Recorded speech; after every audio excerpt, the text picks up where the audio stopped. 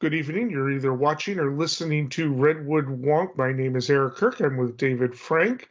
We are going to discuss national political news of the day. There's a lot going on, hard to choose between the stories, but I wanted to discuss something that's been coming up a lot in discussions, not so much making the headlines yet, but a lot of discussions within political circles about something referred to as Project 2025. It is a program that they hope that the next Republican president will basically push, and we'll get into the details. But it's if you Google Project 2025, it will take you straight to the document. It's being promoted by the Heritage Foundation, which is a right-wing think tank that originally actually they were the architects of what would become Obamacare. I mean, this was, a market alternative to socialized medicine is how it was billed. And if it had been pushed by a Republican, there probably wouldn't be opposition to it. But we're also talking about a right wing that I also want to discuss someday that is really kind of abandoning free market policies. They're much more geared into their populist agenda than the free market, and this is leading to some conflicts within the Republican Party. But this is a plan, and it's hard to even know where to begin to describe what's in the 1,000-page document. But the key is that they want to fire as many as 50,000 federal workers. They want to have Trump, he'd already declared them at-will workers. Biden reversed that when he came into office. A lot of question about whether or not the president can bypass some of the civil service laws that are supposed to protect. But, they're supposed to, generally speaking, whenever there's a new president, there's about 4,000 positions that they're expected to appoint throughout the government. And that's usually enough, to have a considerable influence. And then, but those 4,000, a lot of them take chances that they're not going to be in the next time the opposite party comes in. But this is a blueprint for basically they are recruiting people across the country right now, or last week anyway. They were recruiting people to Iowa State Fair, which is like the beginning of primary politics. Iowa being the first, well, it used to be the first for Democrats, but it's still, at least as far as we know, the first, not primary, but caucuses for the Republicans. And it's really kind of scary when you look into it. This is basically a program to replace 50,000 people, as many, with conservatives. They want to recruit conservatives to go in and take all of these positions, government positions, right? And they want to basically gut what they've referred to as the administrative state from within, and this plays into a lot of the whole deep state theories. And it's it's been pushed, and this is basically, these are ideas that have been passed around. They actually had a similar plan, not quite as involved, for Reagan way back in 1980. But I don't know if it was the Heritage Foundation in particular, but a lot of these particular thinkers that are involved in drawing this up. But they are expecting Trump or the next Republican president to go in and basically clean house in a way that didn't happen this last time. Get rid of, once again, take all the climate change out of the science and just references. And to reclassify tens of thousands of the 2 million federal employees as essentially at-will workers who could be fired. There's a whole lot to talk about, but Dave, I'm going to let you come in because you've had a chance to look at it. I don't recommend everybody read all 1,000 pages, but you should at least skim through it. Everybody should be familiar with this because this is the Republican agenda, much more profound than Agenda 47, which is what Trump is saying is going to be his policy priorities. But Dave? Thanks for that setup. Yeah, I thought this was really interesting, and I want to give you props for pointing this out to me as something worth looking at a little bit more closely. It's not something I'd heard of before, but it turns out that this is actually something that the Heritage Foundation has been doing every 4 years, something very similar. And so really, I'll just give you some basics first, and then we can get into some of the more nitty gritty on it. So it's really, when you go to their website, they show you that they've got 4 pillars of this program. One is the policy agenda that you spoke about. So they go through agency by agency. They have an expert that writes that chapter, and then there's like an overall like editor and promoter of the project. And so those, again, like 30 chapters in there. So I went through and just kind of skimmed through the ones that I thought are interesting, and that, like you said, I kind of recommend folks look and see what the conservative agenda is for a part of the government that might be of interest to them. So there's that piece of it. That's pillar 1. Pillar 2 is a personnel database. So they've got this thing that says, sign up. If you want to be part of this conservative transformation, once in 100-year plan to dismantle the administrative state and make the overall federal government more conservative than it's been, then join, and we're looking to have you be part of it. So they're doing that. Third pillar is training. So apparently part of this plan is that right now we have, I guess, about 18 months until the next president takes office, no matter who it is. They are anticipating that it will be a Republican, and that's probably aspirational because nobody knows. It seems to be a coin toss, and it's very, very early, of course. But the idea is that they're going to get people in place on day one. I think I heard the founder of this, or the director of this program, he was doing an interview on C-SPAN. And he did another interview on Bannon's War Room. I listened to those, and it just sounds like they're saying, when a pilot goes in the cockpit, they've got all the buttons in front of them, and they got a plan on how to get you to where you're going. They start flicking the buttons. So they want to train people to be in place. And then finally, the 4th pillar is a 180-day playbook. So the idea is that they're going to map out what the next administration is going to do, sort of almost like, on autopilot, where they have the plan, they've got the people in place, and then they just start, in implementation. A couple other little details before we kind of move on. That book itself is available for free online. It's called Mandate for Leadership, The Conservative Promise. I know this Project 2025 is something that is obviously going to be compelling for us now because it's for the 2024 election. It affects us now. It's contemporaneous. But again, I just want to say they've done this. This Mandate for Leadership is something they've done for every election in anticipation of how it's going to play out. 2 things here. One is the mission starts with quotes, "We want you." That's the beginning of the intro, and then the end of the conclusion, the exit, is onward. So they really are all about bringing outsiders into Washington.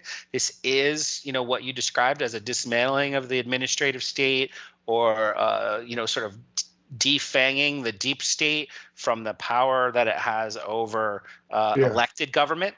And it's not just clinically dry. When you're reading it, there's like apocalyptic language in it. I mean, there's some pretty intense writing in this, and that's one of the scary aspects of it. Yeah, and I didn't mean to make it sound dry. It's not just political boilerplate. It is, these are people of conviction, right? So it's sponsored by the Heritage Foundation, but it's joined by a coalition of 70 of the most influential conservative groups, and they describe themselves as the entire conservative movement. I can't say, I skimmed through the list of all these organizations. I can't say I've heard of most of them, but it seems like they really did a pretty widespread job of gathering input for this so that they could kind of build a big tent, the traditional GOP Grand Old Party. Of course, it's under a pretty siloed set of principles. But one last thing here, and this is my little intro piece here, is that after Reagan got elected in 1980, in the first year of his term, the 2,000 specific proposals that they put in place, he adopted half of them. Half of the recommendations in the document. I don't think it was 1,000 pages. Oh, he transformed the government. Absolutely, yeah. And Donald Trump, when he got elected in 2016, he implemented about 2 out of 3, 64% of the recommendations in this document. So this is really literally a blueprint for how they want to roll, assuming that they do win.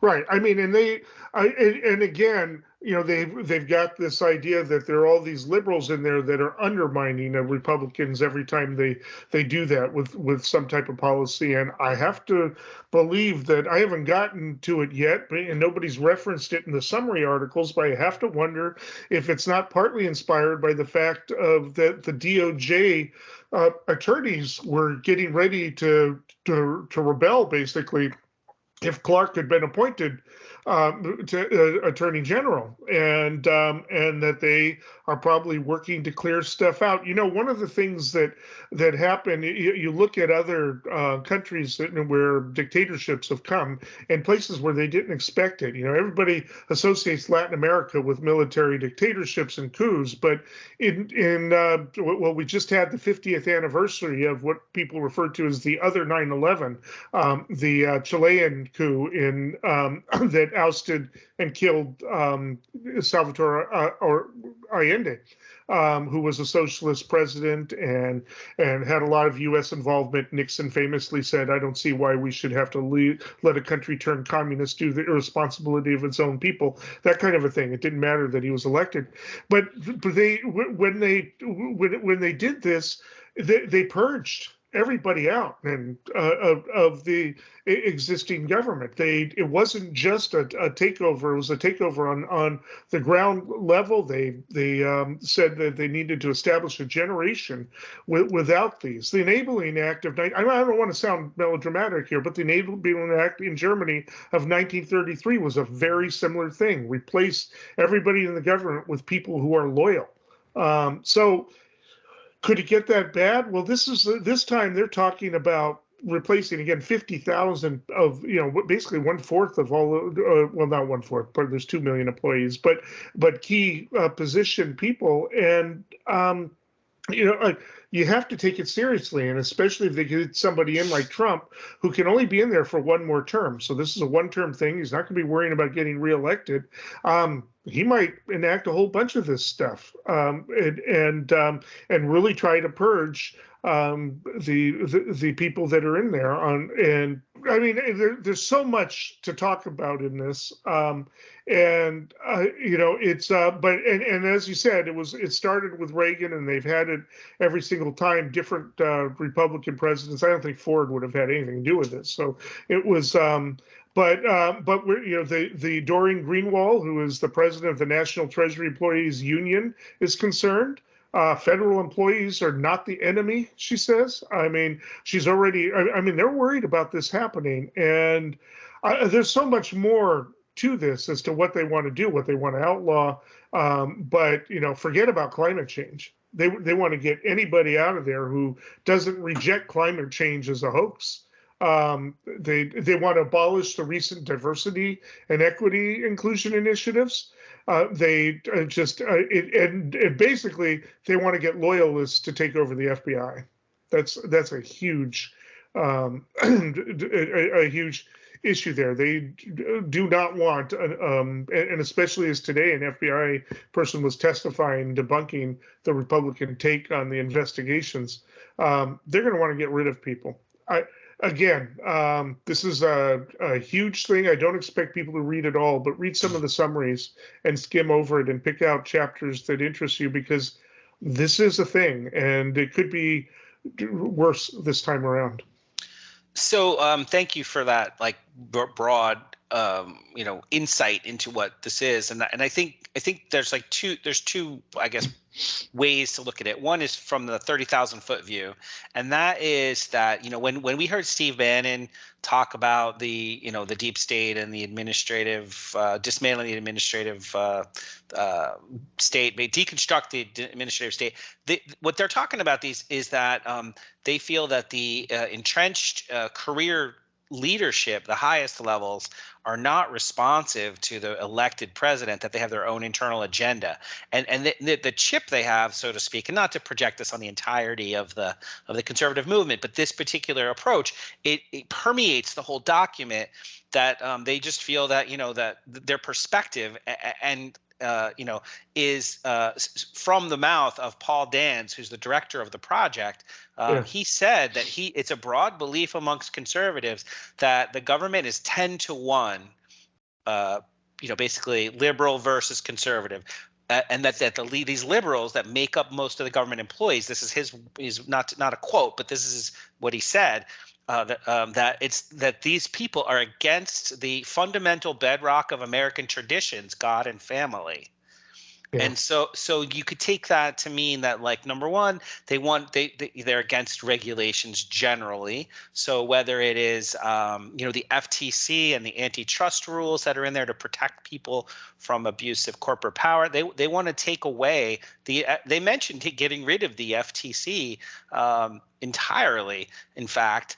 And that instead, they say, look, Milton Friedman's essay, The Social Responsibility of Business is to increase its profits. As long as businesses stay within the rules, which means engage in open and fair competition without deception or fraud, businesses should do whatever they want.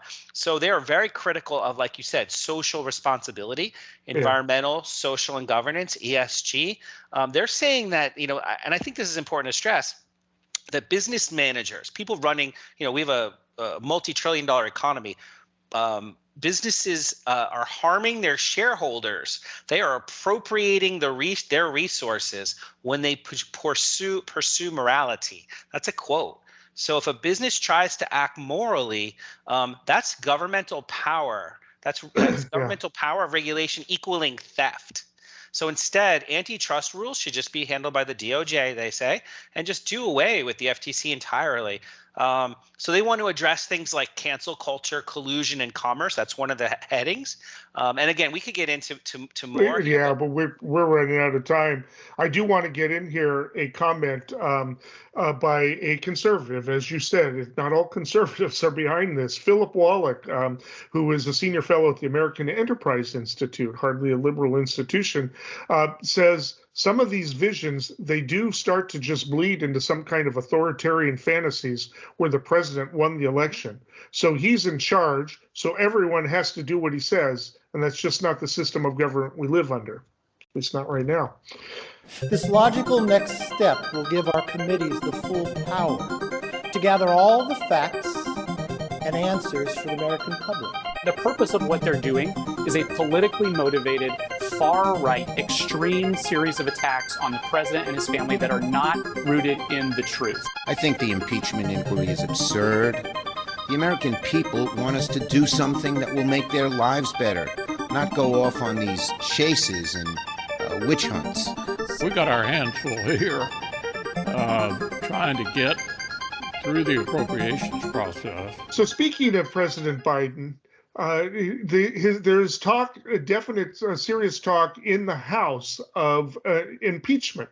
The Speaker, Kevin McCarthy, gave a speech in which somehow bypassing, normally you would require some type of vote for this, but I'm not sure exactly what the procedures are, but he bypassed it and basically authorized several committees to inquire as to the potential for impeaching Biden. He didn't cite high crime or misdemeanor. He just said, the culture of corruption, and we're going to find something. I mean, it's really vague. This is the first time I think that we're talking about impeachment when there's no solid, definition or statement as to exactly what he's going to be impeached for. We'll find something. I mean, that's basically the stance that they're taking. Now, Biden did issue, a statement condemning it, but it's almost, I almost feel like Biden is playing the please don't throw me into the briar patch, because that could backfire badly. And some of the Republican senators know this. They are not wanting to go forward with this, but they also don't want to go forward with being blamed for shutting the government down. And Kevin McCarthy apparently is doing this as a concession to the right wing, who really are gung-ho about shutting the government down, because in their districts, there's no chance they're not going to get reelected. It's just it's gerrymandered so much in their favor. They don't care. They're happy to start dumpster fires. So we've got the potential for an impeachment. We don't know what it's going to be for, but boy, it's going to be good. Just wait. And there's probably about 5 different things, and all they can bring up is Hunter Biden, but there's no proof that that Joe Biden did anything wrong there, other than maybe indulging his son, not being able to say no to his son. There's a good New York Times article about that. But even the most ambitious of Republicans with regard haven't actually said, other than getting rid of the prosecutor, which we have explained on this show, didn't really benefit Hunter Biden, but getting rid of the Ukrainian prosecutor, it's a question as to what influence was sold. So I'm just kind of rambling here. I'm going to hand it over to you, Dave, but what is he going to be impeached for? Well, I would say that they're proceeding without any concrete evidence of wrongdoing. I think that's universally accepted. Presumably, they're looking to find evidence that links Hunter Biden's business activity to the president, which they say would indicate selling access to the powerful U.S. vice president, that somehow that these people would benefit from the proximity to the vice president. And that was why Hunter Biden was able to collect the fees that he did. But that in some of the testimonies, there was references to, and a cut goes to the big guy, or some other verbiage that says that Biden, as vice president, benefited financially from those relationships his son had with businesses in places like Ukraine and China. They don't have a trail of money. They've got these cryptic statements, the big guy and all of that, and they've got that basically he showed up to dinners and had conversations, but do they have any specific accusations as to something that Biden actually did at the behest of his son that was influence purchased? Or was it simply, as I've been arguing the whole time, that Hunter Biden is a BS artist who basically gets conversations with the president, and then if anybody should feel taken, it would be the people who paid him the money, including Burisma. But anyway. Yeah, I mean, is there any specific conversation what Biden did other than just let himself be seen with certain people?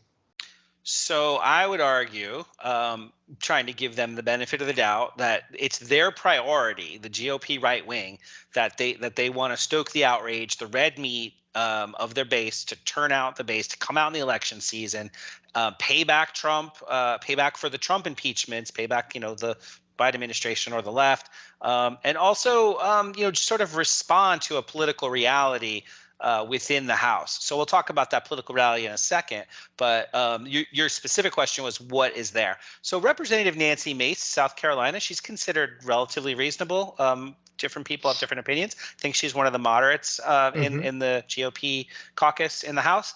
And I saw her get interviewed, and what she said is that she was presented with, or some other representatives, not just her, but they were presented with the bank notifications that are flagging payments that are suspicious activity reports, they're called, and that they have access to suspicious activity reports, like many supposedly, I don't know the exact number, around Hunter Biden. So flags were raised through Hunter Biden's corporate activity. Sure. And what she's saying is that obviously it's not particularly what's the word? It's not rational or reasonable, I would say, but it is in line with what their political agenda is, to say, well, we won't know until we get subpoena power over Biden's banking records, the president. So we need to see Hunter's banking records and the vice president's banking records, and if any of them come from the same account number, for example, it's truly a fishing expedition. Yeah. And so it's not entirely clear that impeachment is the next step of this inquiry, right, but it's the next step for them. And I would just, if you want me to say exactly why, it's because Gates has the backing of the sort of the MAGA right members of the House, and they could really muck up the continuing resolution to keep funding the government through the end of the year. Yeah. And so if he says, look, I'm going to we're going to present on the table a motion to vacate, which is what he said yesterday, then they could remove Speaker McCarthy from his speakership, or at least they could try. And that threat alone was enough for him not to bring this to a floor vote like he promised, because if it went to a floor vote, they might not not get their impeachment, and therefore his speakership would be over, presumably within weeks. Yeah. So he did whatever he could, which is like you said, what's the rule here? Why was he unilaterally able to start an impeachment? And his answer, and he was very smug, and it was off-putting, but his answer was, well, that's what Nancy Pelosi did during Trump's. Ask her why she did it. I'm just doing what she did. And other people are saying, look, the president, and I don't mean to filibuster here, but the president's not going to cooperate until you have a floor vote. It's probably not going to pass a floor vote. So we'll see how this plays out.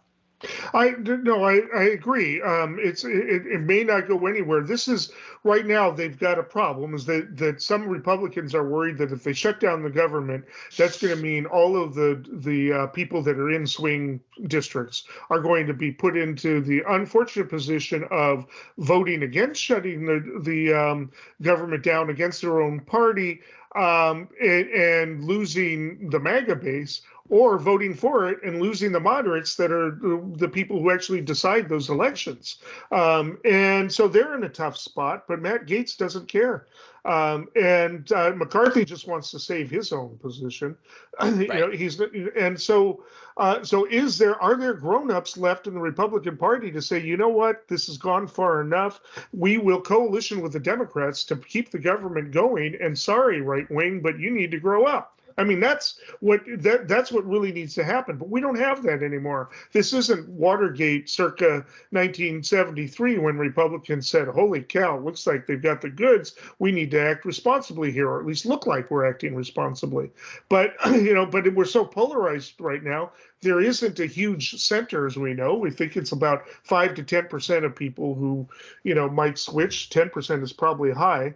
But but they're not even trying to depend on those votes, because what got Trump elected was just a higher turnout among people who think right wing, but they don't usually vote because they don't see themselves as part of the system.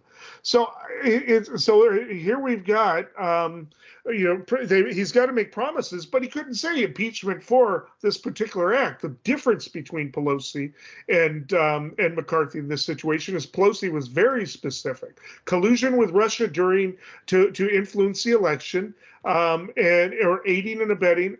And the next time it was shaking down Ukraine for dirt. In election, they had a conversation. They had something specific. And here we've got vague stuff. And come on, if Biden was going to act unethically and collect a lot of money, you think he's going to be stupid enough to put it in his bank account? I mean, and quite frankly, I think they need to learn a little bit of lesson from the Democrats. Whatever you got now, that's probably what you got. Because everything else, all right, they got a good break because Hunter Biden, got drunk and forgot to go pick up his laptop. They got that break. If they're counting on that happening again, I really doubt they're going to get it. I really doubt that subpoena would reveal anything, even if I was to accept the premise that Biden is wanting some money from his son's activities. It's a pipe dream, but they're playing politics to keep the base going and to appease this group because they don't have the courage to stand up to the crazies in their caucus. Yeah. So two things from what you said. One is, yes, it's performative. I use the phrase on this show with you that it's building the base. It's a team building exercise. This is like you dance with the girl you brung to the party, whatever. That like they I'll say it a different way. I actually traveled recently, and I got the opportunity to speak to what I consider fairly moderate Republicans, and these people, they have just been inundated with the narratives of how ineffective Biden is and how corrupt he is and how all the terrible things about Biden and the administration. And so if the Republican Party really is going to continue that's their marketing scheme for the next upcoming election to whack down at his credibility and presidential That's what they're going to do. And right now, I think Speaker McCarthy is in the situation. People have said he's between a rock and a hard place. He has to go along or he loses his speakership. So that's politics 101. He's going to stick around. But what you said about are there enough adults in the room? There are 18 moderate members of their caucus elected from districts that voted predominantly, majority for Biden, President Biden. So there is a subset of them that are very sensitive to this. But here's the thing: it's going nowhere in the Senate. Right. So there's no chance that Senator Schumer is going to even allow this to take one iota forward.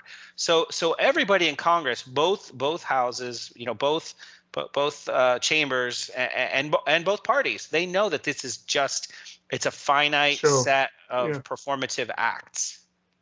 Yeah, I mean, quite frankly, I think, the country needs to really, if we ever get back to a position where there's like some level of bipartisanship and some level of I'm interested more in governing than winning for the team, is that we need to relook at the impeachment. It's a completely political process. We try to pretend like it's a quasi-judicial process, and about the only judicial aspect of it is that the Supreme Court leader basically presides over it, but doesn't have a whole lot of power as to how it's going to be conducted.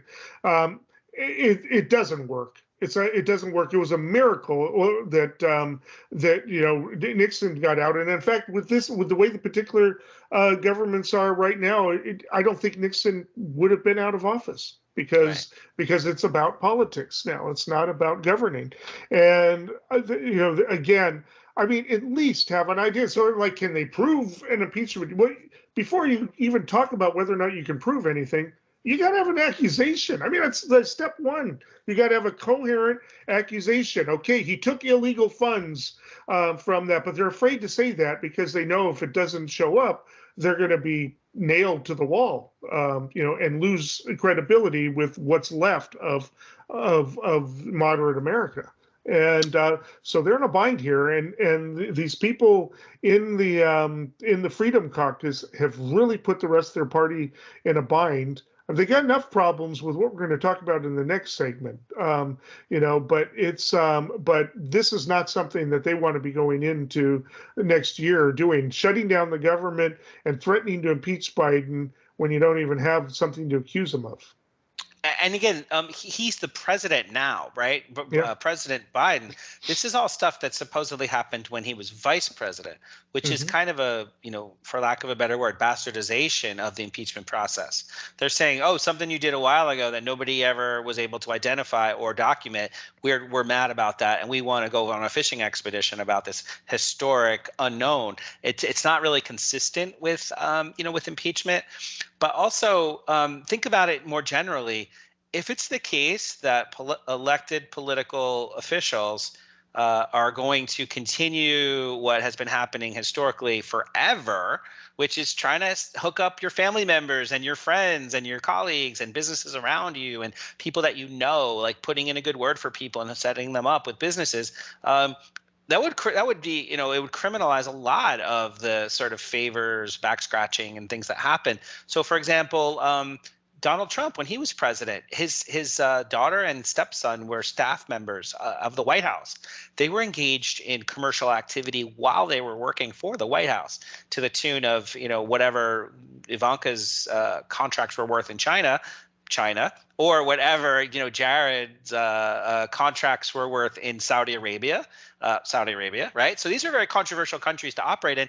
He got a $2 billion fund, fully funded by the Saudi Royal Trust or whatever. So it's one of those things where I don't think either party really wants this stuff to be criminalized, and so that's why, particularly in the Senate, there's almost impossible for there to ever get traction on this. I agree. We'll be obviously coming back to this because this isn't going anywhere. So that takes us into the next segment. One of the worst, most damaging decisions in modern history. We could pass a law to protect every woman's right to an abortion, and we should do that. If this turns out to be the opinion of the court and it's issued it could have a major impact on the outcome of this election. Whoever committed this lawless act knew exactly what it could bring about. Whoever did this leak should be prosecuted and should go to jail for a very long time. This has shaken the independence and the ability of the judiciary to function. If the rationale of the decision as released were to be sustained, a whole range of rights are in question.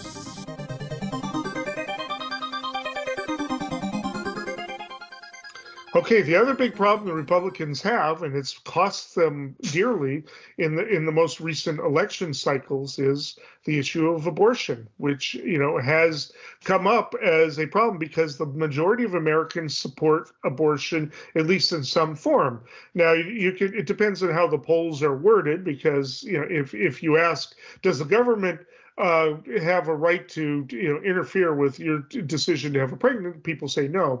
But then sometimes people will poll and say, well, do you believe that it should be completely unregulated? Well, very few people believe anything should be completely unregulated. In fact, even I don't. It's a surgical procedure. It ought to be regulated like any other surgical procedure. But that's a different thing. But the Republicans know that they are encouraging more youth voters to come out who are pro-choice, to make that possibly a single issue for a significant number of people who might otherwise sit out the election. So they can't give up their positions on abortion because they do have this right wing and the religious right that they are beholden to. So they want to rebrand it. And pro-life came out. I don't remember if it was an alternative in response to pro-choice or vice versa. I don't know the history of that. But pro-life has generally been considered the position that you hold. And they thought that it framed what you call yourself if you oppose most abortions. And they, at any rate, they want to rebrand it because they say that the term has come to mean that you oppose all abortions, and so they think that if they can rebrand it with a new name and a new concept, that maybe they won't lose so many of these votes, or maybe the youth vote won't turn out so much on this issue.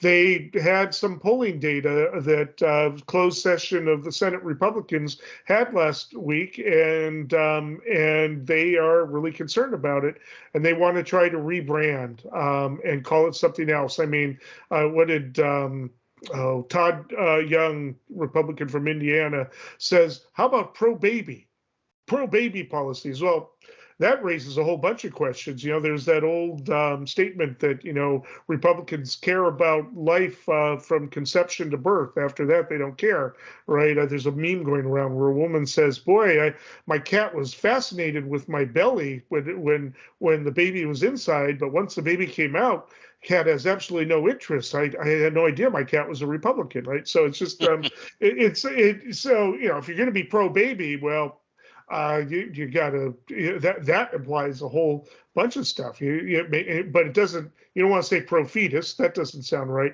I mean, so they're talking about how they want to rebrand. I don't know what they can do to rebrand, and it's just going to draw comments from late night comedians and all that. I just don't know that it's going to get them anywhere. I think what they need to do is moderate their position on abortion. Period. That's what they need to do if they want to save themselves for elections, but they can't because they've got this hardcore right wing that we talk about in all of our segments so far. So, like you said, it's come to the attention of Mitch McConnell's super PAC that recent polling indicates that the public is responding negatively to pro-life, because now that the end of Roe v. Wade came and Dobbs versus Jackson Women's Health Organization has effectively, ended Roe v. Wade, like we said. Right. The impact on the 2022 midterm that just happened, the elections, strongly favored Democratic candidates, even in deep red states like Kansas. Even GOP voters, a significant number of GOP voters and independents who don't normally vote, stepped out into the arena and participated. And in exit polls, they indicated it was because of this what they consider, the end of Roe v. Wade negatively impacting our society, and that something really significant happened. An Ohio Supreme Court judge was reelected because of this, right? So, and I think Wisconsin too, if I remember correctly. So the idea they've seen the electoral results, they've seen the polling results, and it just shows that pro-life means more than just anti-abortion. It's actually it's a cultural problem for them. They're out of touch with the majority. 60 to 80% in some polls, and many different polls across different polling organizations say that the public favors legal abortion when restricted effectively. And so then it's just a question of what's really happening. How much of this is extremism? Well, some of the GOP are saying that the Democrats are actually the extreme ones, that abortion on demand and post-birth abortions, which is both illegal and not happening. There are no post-birth abortions, right? Right. These later abortions in third term and beyond, that's about 1% of all abortions. It's like, I think the Kaiser Family Foundation data I looked at last time was like, we're talking about a couple per county nationwide per year. Very, very few people have a medical necessity. And to make, just to put a fine point on it, down in Texas and I think in some other states like Georgia, maybe we're seeing, and I think it was Missouri was another one, Indiana, we're seeing Ohio. We're seeing places where women are having major health problems or a rape and incest situation, and abortion is sort of the morally most kind thing to do to the family in a very private situation, but this rigidity to an anti-abortion pro-life standpoint, it just does not play well for people to say, sorry, doctors can't save the life of the mother until you're hemorrhaging in this awful medical tragedy.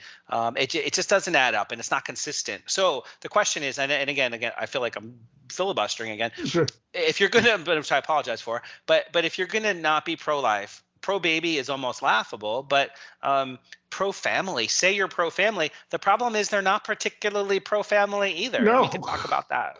No, they're going to be, and I mean, if they really want to try to have any ideas on this, a chance of maybe undoing some of this damage, they need to moderate their position, and they need to take the more extreme view to task. For instance, Alabama's right-wing attorney general right now is upset about groups that are organized to fundraise to help women who can't afford to otherwise travel to get an abortion, to travel to another state to do that. He wants to criminalize that. He wants to call it a conspiracy. And there's a question. First of all, the big question is whether or not it's even legal for him to do that, because he, it's not a crime in another state. Under full faith and credit, it's just not a crime.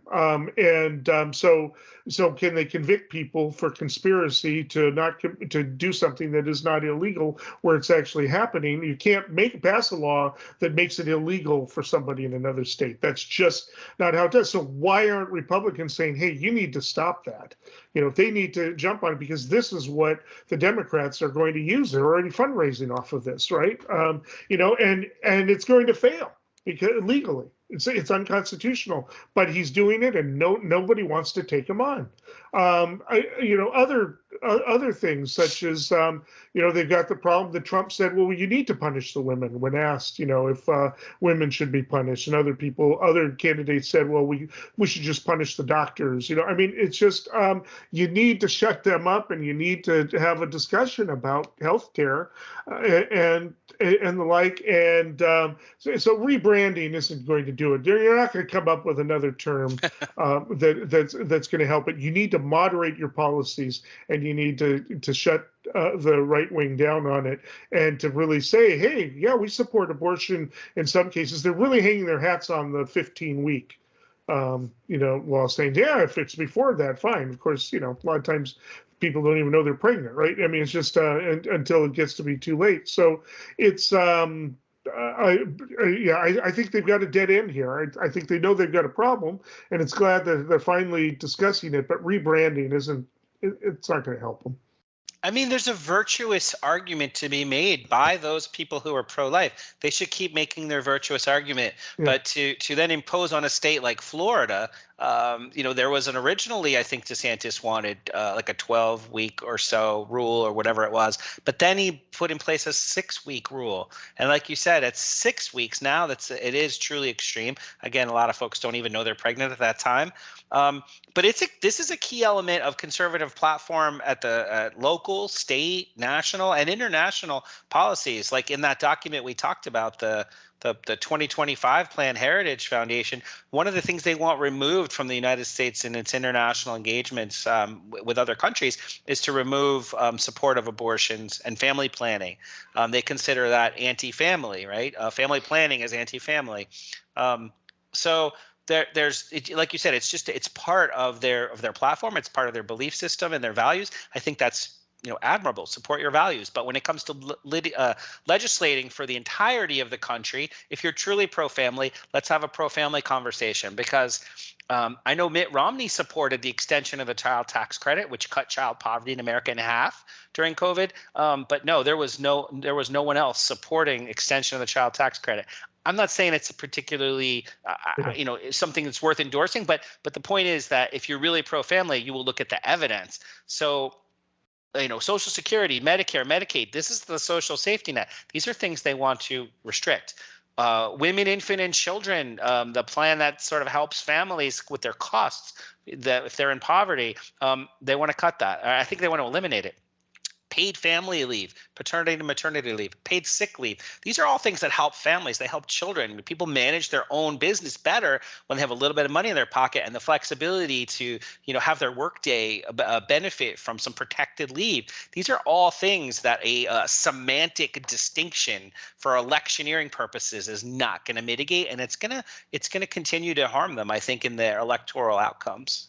I mean, they've always been attacked on the pro-life thing. People would always say, "Oh, it's the same people who say they're pro-life are for the death penalty," and they say, "Oh, well, we're just pro-innocent life, right?" I mean, there was a left-wing religious organization called Just Life in the 1980s that pushed for what they called a consistent life ethic, and they wanted to have laws that regulated abortion, but they also wanted to have it accompanied by having the government try to come up with funding and programs to mitigate the situations for women that often force them to choose abortion, in terms of support during and after, support for the kids that they already have, and paid leave, maternity leave, and pushed for these types of things. Republicans never wanted to do that. That's why they are on the losing end, is that if they're going to be pro-baby or pro-family,